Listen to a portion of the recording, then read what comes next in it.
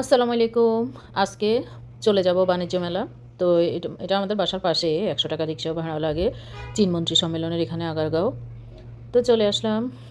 আসলে এবার বাণিজ্য মেলাতে একদম লাস্টের দিনের আগের দিনে প্ল্যান করলাম যাব নাকি না যাব। তো এখানে মুস্কান আবার এখানে একটু শর্মা খাইতেছে আর একটু কাবাব নিছে ওর জন্য। ও কোথাও যাওয়া মানে ওকে আগে কিছু খাওয়াইতে হবে, তারপরে সে ঘোরাফেরা করবে।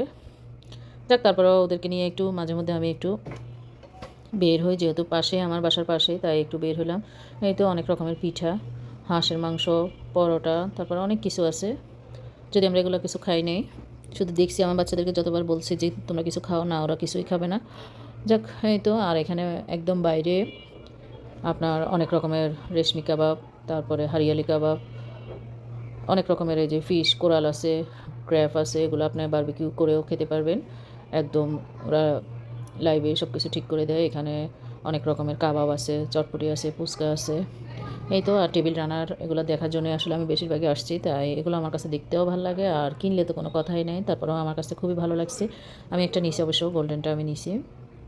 তো এই তো অনেক রকমের এবার পাকিস্তানি স্টলগুলোতে অনেক ভালো ভালো জামা বা থ্রি পিসগুলো উঠছে। অনেক ভালো ভালো লাকনোর কিছু থ্রি পিস উঠছে, আমার অনেক ভালো লাগছে। বা অনেক ব্যাগ, অনেক সুন্দর সুন্দর জুতি, অনেক রকমের জিনিস এবার আমার কাছে এবারকার মেলার সবগুলো কালেকশানে খুবই ভালো লাগছে। আর